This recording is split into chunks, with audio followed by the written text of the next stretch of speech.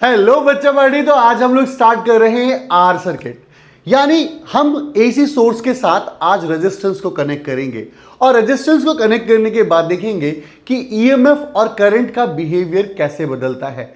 हम जानेंगे कि फेज डिफरेंस क्या होता है और ये बहुत इंपॉर्टेंट स्टेप है, स्टेप नंबर 1, जहां से हम आपको एलसीआर सर्किट की तरफ लेके जाएंगे और बिहेवियर ऑफ ईएमएफ और करंट दोनों को एक एक करके समझाएंगे। ये आर सर्किट एक बेसिक सा टॉपिक है जिसको समझना बहुत जरूरी है, क्योंकि इसके बाद आप एल सर्किट पढ़ेंगे, सी सर्किट पढ़ेंगे। जब इन सब को आप रिलेट करेंगे तो आप एलसीआर को बहुत बेहतर तरीके से समझ पाएंगे। तो मेरा बेटा यहां पर क्या हुआ कि मेरे पास एक एसी सोर्स है और मैंने एसी सोर्स के साथ एक सिंपल सा रेजिस्टेंस कनेक्ट कर दिया। अब जब रेजिस्टेंस कनेक्ट कर दिया मेरे बच्चे, तो मैंने कहा अप्लाइड ईएमएफ अक्रॉस आर के क्रॉस ईएमएफ कितना अप्लाई किया मैंने, and that will be what equal to E naught sine omega T. ये मेरा बेटा अप्लाइड ईएमएफ है। अब जब ये अप्लाइड ईएमएफ आ चुका है equal to E naught sine omega T, then मैंने कहा according to Ohm's law. Ohm's क्या कहते थे मेरे बच्चे? ओम्स कहते थे कि इक्वल टू आई आर होता है and I equal to E by R होता है। ई की वैल्यू को मैंने E naught sine omega T रख दिया और अपॉन में आर कर दिया। अब जब मैंने देखा कि ये ई नॉट अपॉन में आर, कभी भी याद रखेंगे कि पोटेंशियल को अगर आप रेजिस्टेंस से डिवाइड कर रहे हैं तो करंट मिल रहा है। पोटेंशियल को कभी भी आप रेजिस्टेंस से डिवाइड करेंगे तो यू विल गेट करंट। तो यहां पर हमारे पास करंट मिला और ये जो आगे वैल्यूज होती है that will be the peak value. I E not है यानी पीक वैल्यू है। ऑलरेडी मैं आपको पीक वैल्यू समझा चुका हूं कि पीक वैल्यू क्या होती है, अप्लाइड वैल्यूज क्या होती है। तो मेरा बेटा इक्वेशन क्या है मेरे बच्चे के पास आया है, I equal to I naught sine omega t. जरा ध्यान से सुनना मेरे बच्चे, मेरे पास इसकी इक्वेशन आई की equation I naught sine omega T I है और अप्लाइड ईएमएफ की इक्वेशन ये है। एक टर्म समझाता हूं मैं पहले आपको। हमने देखा ई की इक्वेशन है E naught sine omega T और आई की इक्वेशन है आई नॉट साइन ओमेगा टी। मैं आपको इस टॉपिक को समझने के लिए, प्यार से समझने के लिए एक टर्म समझाता हूं, थोड़ा पांडेज मंत्रा। पांडेज मंत्रा में क्या है? पांडेज मंत्रा एंड पांडेज मंत्रा पता क्या बताते हैं? मैंने कहा ईएमएफ को आप एक हस्बैंड मान लीजिए और आई को आप करंट मान लीजिए। ऑब्वियसली करंट होता है और इसे वाइफ की तरह ट्रीट कीजिए, ये वाइफ है और आर सन है। अब मैं आपको बता दूं इसको लर्न करने का तरीका। ये तो अभी चलिए आर सर्किट में बहुत बेसिक सा है, फिर भी मैं आपको चीजें बताता हूं। मतलब हस्बैंड ने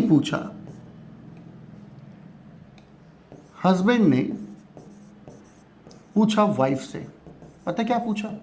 हस्बैंड वाइफ कन्वर्सेशन में उन्होंने पूछा कि हस्बैंड कहते हैं डार्लिंग, आर के पैदा होने के बाद होने से हमारे रिलेशनशिप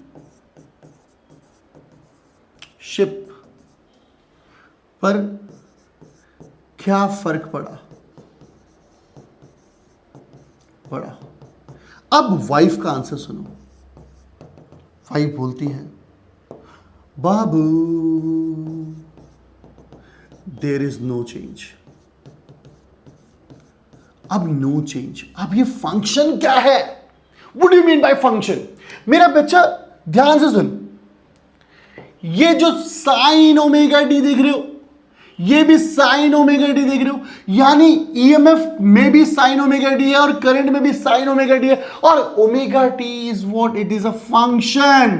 तो हस्बैंड वाइफ के कॉन्वर्सेशन में मैंने ये देखा कि ईएमएफ भी एक साइन फंक्शन है और करंट भी एक साइन फंक्शन है, दोनों के दोनों साइन फंक्शन है। अब जब दोनों के दोनों साइन फंक्शन है तो दोनों का बिहेवियर सेम होगा। अब behaviour same in the sense क्या, मैं क्या बताना चाहता हूं बिहेवियर में, अभी हम इस क्वेश्चन पर आएंगे, उससे पहले हम थोड़ा सा एक बिहेवियर को समझ ले थोड़ा सा, उसके बाद क्वेश्चन पर आएंगे। बिहेवियर क्या कहता है कि हमें एक फेजर डायग्राम बनाना है।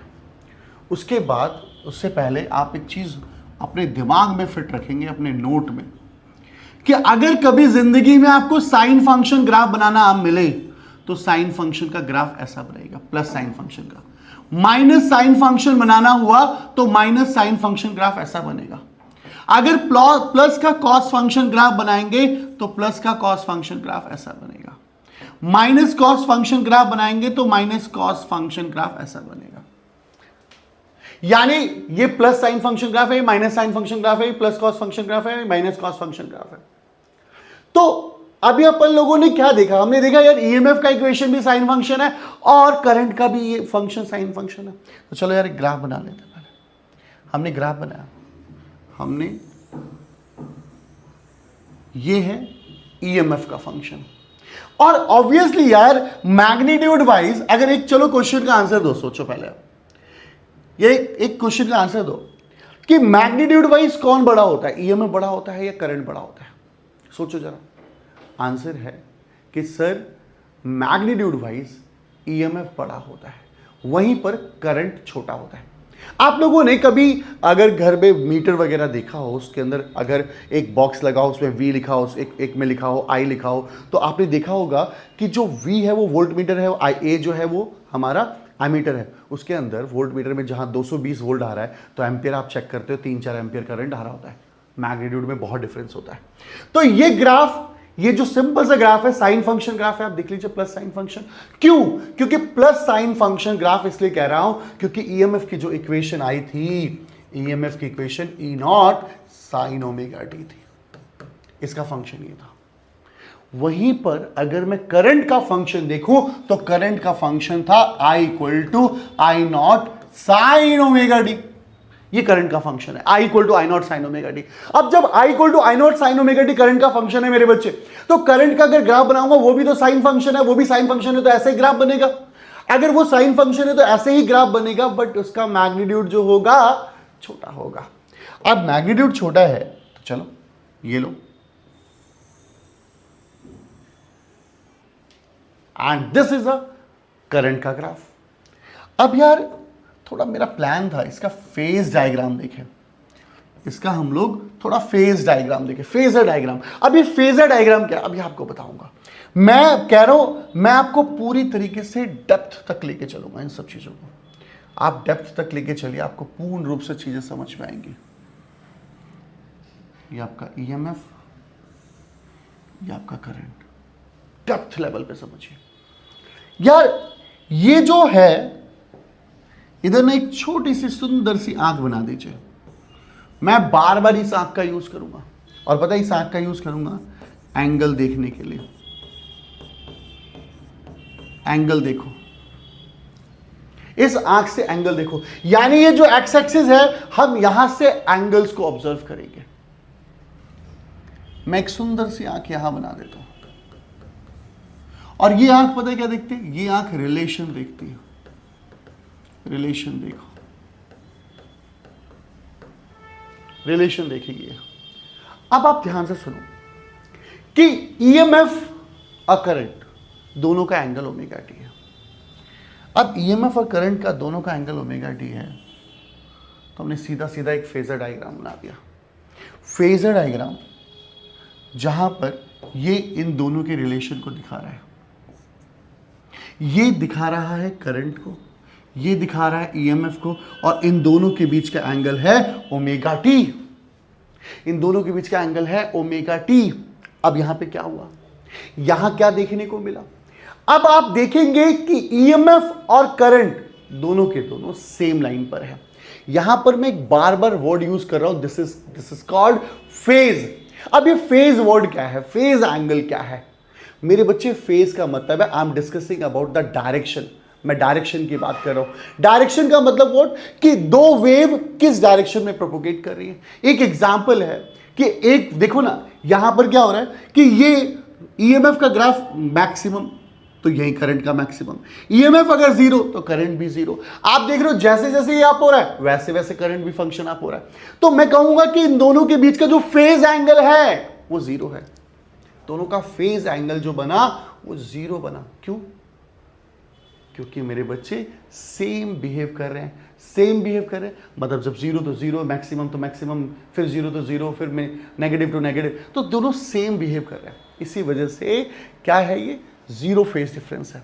अब देखिए ना, दो वेव एक दूसरे को कैसे सुपर इंपोज कर रहे हैं, किस एंगल पे सुपर इंपोज कर रहे हैं, किस एंगल पे वो एक दूसरे को कट कर रहे हैं, this is called phase. Suppose एक वेव ऐसे प्रोपोगेट कर रही है, ऐसे प्रोपोगेट, और दूसरी वेव ऐसे प्रोपोगेट कर रही है। अब एक वेव ऐसे प्रोपोगेट कर रही है, एक वेव ऐसे प्रोपोगेट कर रही है, दोनों के बीच का एंगल जो फेज एंगल बन गया वो 90 डिग्री बन गया। तो यहां पर फेजर डायग्राम जो है वो हमारा, वो फेज एंगल 90 डिग्री, तो मतलब किसी भी डिग्री, किसी भी एंगल पर वो एक दूसरे को सुपर इंपोज कर सकते हैं, इसमें कोई बड़ी बात नहीं है। तो हमने यहां पे क्या देखा मेरे बच्चे, हमने यहां देखा कि किस तरीके से आर सर्किट का फेजर डायग्राम बना। दिस इज द बेसिक, जहां से हम फेजर डायग्राम बनाना सीखेंगे, और ये बहुत इंपॉर्टेंट है मेरे बच्चे। अब ये टर्म क्लियर होता है। अब इस केस में एक चीज आती है, क्वेश्चन आता है एक, what would be the effect on current a purely resistive AC circuit if the frequency of alternating EMF is increased. वो कहता है कि यार अगर मैं फ्रीक्वेंसी वगैरह बढ़ा दूं ऑल्टरनेटिंग करंट की, तो आपको ये बताना है कि करंट पे क्या फर्क पड़ेगा। What would be the effect of the current in a AC circuit. मतलब जब प्योरली एसी सर्किट है, यानी आर सर्किट है हमारा, तो आर सर्किट में अगर मैं फ्रीक्वेंसी को चेंज कर दूं तो करंट पे क्या फर्क पड़ेगा। अब आप पहले ही देख लीजिए कि ईएमएफ की इक्वेशन ये है और करंट की इक्वेशन ये है। अब जब ईएमएफ और करंट की इक्वेशन देख रहे हैं तो यहां क्या फ्रीक्वेंसी से कोई लेने देना है, तो आंसर है कोई इफेक्ट नहीं पड़ेगा, क्योंकि आर सर्किट इंडिपेंडेंट होता है फ्रीक्वेंसी से, इसीलिए यहां पर ये कोई फर्क नहीं पड़ेगा। अब मेरा बेटा आगे देखिएगा, how the resistance R changes with the change in frequency of AC. So graphically अब मेरा बच्चा एक बात बढ़ाएगा कि अभी अभी मैंने बताया कि भाई ईएमएफ जो होता है, how the resistance R changes with the change of frequency of AC. आप एक सोचिए ना कि अगर मैं रेजिस्टेंस की बात करूं और फ्रीक्वेंसी की बात करूं, ग्राफिकली कोई चेंज नहीं है। आप फ्रीक्वेंसी कुछ भी करते जाइए, रेजिस्टेंस पे कोई फर्क पड़ेगा ही नहीं, रेजिस्टेंस से कोई लेना देना होगा ही नहीं, तो आपको कोई दिक्कत है ही नहीं, कोई परेशानी है ही नहीं। तो ये ग्राफिकली हम ऐसे रिप्रेजेंट करेंगे। मोरल ऑफ द स्टोरी, आज अभी आर सर्किट में हमने सीखा कि आर सर्किट में हमें यह पता चला कि ईएमएफ जो होता है E naught sine omega T होता है, और वहीं पर आई जो होता है वो आई नॉट साइन ओमेगा टी होता है। कब मैं बात कर रहा हूं आर सर्किट के लिए, मैं बात आर सर्किट के लिए कर रहा हूं। अब मैं यहां पे आर सर्किट में मेरे को क्या देखने को मिल रहा है, आप ये भी ध्यान से सुनिएगा कि हमें एक बहुत इंपॉर्टेंट नोट है जो हमें समझना चाहिए। वो नोट पता है क्या कहता है, वो कहता है EMF and current have zero phase difference. Zero phase difference and have same function as in R circuit. R circuit में दोनों का सेम फेज होता है। या अगर हम बात ईएमएफ और करंट की कर रहे हैं, तो आप एक बात करना यार, ईएमएफ और करंट की अगर बात करें तो ईएमएफ को मैंने हस्बैंड बोला था और करंट को मैंने भाई बोला, मतलब वाइफ बोला था। तो क्या हुआ, हस्बैंड वाइफ से पूछती है, या हस्बैंड पूछता है अपनी वाइफ से कि भाई हमारे फंक्शन पे क्या फर्क पड़ा, फंक्शन क्या है, सेम। तो अब इस केस में आप एक लाइन याद रखना, ईएमएफ और करंट यानी हस्बैंड एंड वाइफ दोनों साथ साथ चलेंगे, एक थोड़ा आगे चलेगा एक पीछे चलेगा, बट दोनों साथ साथ चलेंगे, यानी बोथ विल बी पैरेलल, साथ बिहेव करेंगे, जीरो फेज डिफरेंस पे बिहेव करेंगे। तो अब हस्बैंड वाइफ आर के पैदा होने के बाद दोनों के दोनों सेम साथ साथ चलते हैं। ये लाइन याद रखना, क्योंकि जब एलसीआर सर्किट पढ़ेंगे तो हमें बहुत यूज होने वाला है। तो इस तरीके से मैंने अभी तक आर सर्किट समझा दिया है, होप सो आपको आर सर्किट समझ में आएगा। तो चलिए अब हम लोग कुछ क्वेश्चंस देखते हैं आर सर्किट के ऊपर। एक साइनोसॉइडल वोल्टेज है V इक्वल टू, सॉल्यूशन क्या कहता है मेरे बच्चे, हमारे पास V इक्वल टू क्या गिवन है, 200 साइन 314t। ये हमारे पास V की इक्वेशन यानी EMF की इक्वेशन गिवन है। और R की वैल्यू क्या गिवन है मेरे बच्चे, R की वैल्यू 10 ओम गिवन है। Calculate frequency of the supply, हमें फ्रीक्वेंसी निकालनी है सप्लाई की। अच्छा आपको एक बात बताऊं, मेरे को पता है यार ईएमएफ या वोल्टेज कह लो या ईएमएफ कह लो, इक्वेशन होती है E naught sine omega T, होती है equal to E naught sine omega T. अब अगर आप इसको कंपेयर करेंगे तो कंपेयर करने के बाद आपको यार ई नॉट यानी पीक वैल्यू मिल गई, आपको पीक वैल्यू मिल गई। तो आप अगर सॉल्यूशन में देख रहे हो तो अगर आपको ई नॉट की जरूरत पड़ती है, वैसे तो अभी मेरे को फ्रीक्वेंसी बोल रहा है, तो ई नॉट 200 आ चुका है। वहीं पर मेरे पास ओमेगा, ओमेगा की वैल्यू 314 आ चुकी है, टीओटी कंपेयर करके देखो। तो ओमेगा जो होता है वो 2 पाई एफ होता है, 314। अब फ्रीक्वेंसी इज व्हाट, 314 अपॉन में 2 पाई, फ्रीक्वेंसी 314 2 इंटू 3.14, इसको काट दो, यहां पे 100 आ जाएगा। अब 314 से 314 कट गया, ऐसे ही कट गया, तो आप देखोगे कि फ्रीक्वेंसी की वैल्यू 50 हर्ट्ज आ गई, ये फ्रीक्वेंसी आ गई। वहीं पर क्वेश्चन बी बोलता है, ये तो एक आंसर है, क्वेश्चन बी बोलता है कि RMS value of the voltage क्या रहा होगा, RMS value of the voltage यानी ई आरएमएस चाहिए यार, ई आरएमएस चाहिए। तो हमारे पास इसका बी ऑप्शन जो है, हमारे पास बी का आंसर देखेंगे तो आपको पता है ई आरएमएस क्या होता है, ई आरएमएस होता है ई नॉट बाय रूट 2, यानी मैंने क्या देखा 200 बाय रूट 2, 141.4 वोल्ट। ये आपका क्या आ गया, ई आरएमएस की वैल्यू आ गई। अब यहां देखो ना, आरएमएस वैल्यू ऑफ करंट यानी सी पार्ट क्या पूछता है, सी पार्ट आपसे पूछ रहा है कि आई आरएमएस क्या होगा। आई आरएमएस के लिए हमें पता है कि ई आरएमएस डिवाइडेड बाय आर लिखना होगा। अब ई आरएमएस क्या है मेरे बच्चे, ई आरएमएस है 141.41 डिवाइडेड बाय, क्या हमारे पास आर की वैल्यू है, यस आर की वैल्यू है, तो आंसर आ गया 14.14 यानी आई आर एम एस आ गया। This is I R M S, ampere में आ गया। होप सो आपको ये वाला क्वेश्चन समझ में आया होगा, होप सो एक वाला पार्ट क्लियर होगा। चलो मैं आपको आगे लेके चलता हूं। आगे क्वेश्चन है मेरे बच्चे, ये मैं आपको समझाऊंगा, थोड़ा आपको खुद करना होगा। A light bulb is rated to 100 volt, ये पावर का क्वेश्चन है।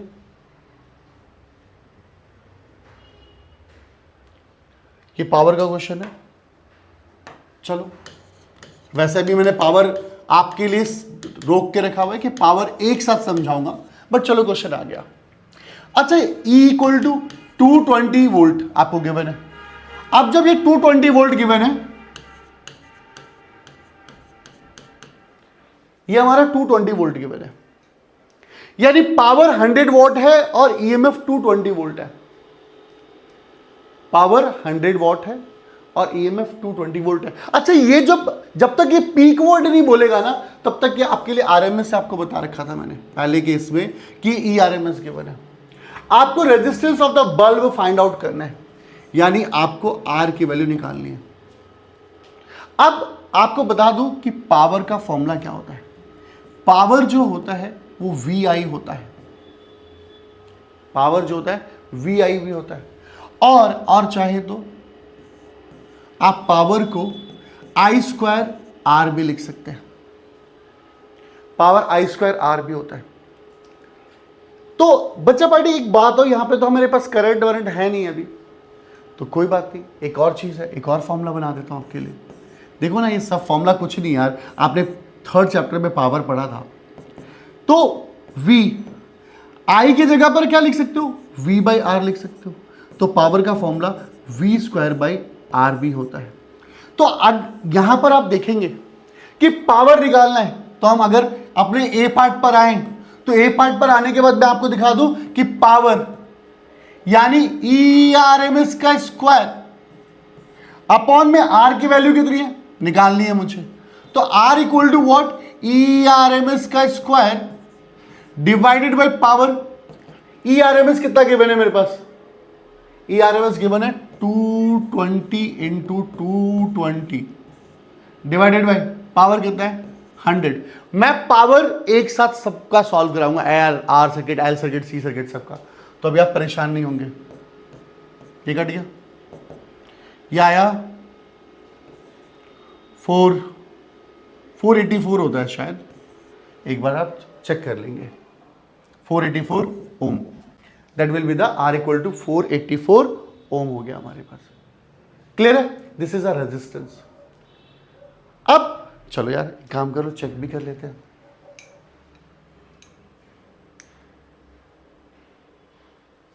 बिल्कुल करेक्ट है भाई। अब अगर मैं बी पार्ट पर आऊं और बी पार्ट कहता है peak voltage of the source, यानी मेरा बच्चा सीधी सी बात है ई नॉट पूछ रहा है। जब भी पीक बोलेगा तो ई नॉट पूछेगा। तो अब यहां पर क्या करेंगे आप, आपको बोलते हैं यार E R M S E naught by root 2 होता है, तो ई नॉट निकालने के लिए आप क्या करोगे, root 2 of E R M S करोगे। अब ई नॉट क्या है 1.414, ई आर एम एस कितना गिवन है 220, मेरे ख्याल से 311 के करीब आना चाहिए। लेट्स चेक भाई, कैलकुलेशन कर लेते हैं, नहीं तो पता चले तुम लोगों ने कमेंट करके भर दिया कि सर ये गलती ये गलती। हाँ देखा 311 वोल्ट आया। अब क्या पूछ रहा है यार, current I R M S. चलो यार एक काम करो, आई आर एम एस की वैल्यू खुद निकाल के बताओ। चलो यार ई आर एम एस आ चुका है आपके पास, ई आर एम एस आ चुका है, ई नॉट आ चुका है, तो आप फिर मुझे आई आर एम एस निकाल के बताओ। आई आर एम एस कैसे निकालोगे तुम लोग। अरे यार ये देखना यार, मतलब क्या हम इस फॉर्मूले से निकाल सकते हैं, पी गिवन है वी गिवन है, आई निकालना है। चलो आई का आंसर मुझे कमेंट करके बताओ कि आई का आंसर कितना आया। ठीक है, अब आता है एल सर्किट जो मैं नेक्स्ट वाली वीडियो में कराऊंगा। तब तक के लिए ये आर सर्किट कंप्लीट हुआ, होप सो यहां तक क्लियर होगा। तब तक के लिए बाय बाय मेरे दोस्त।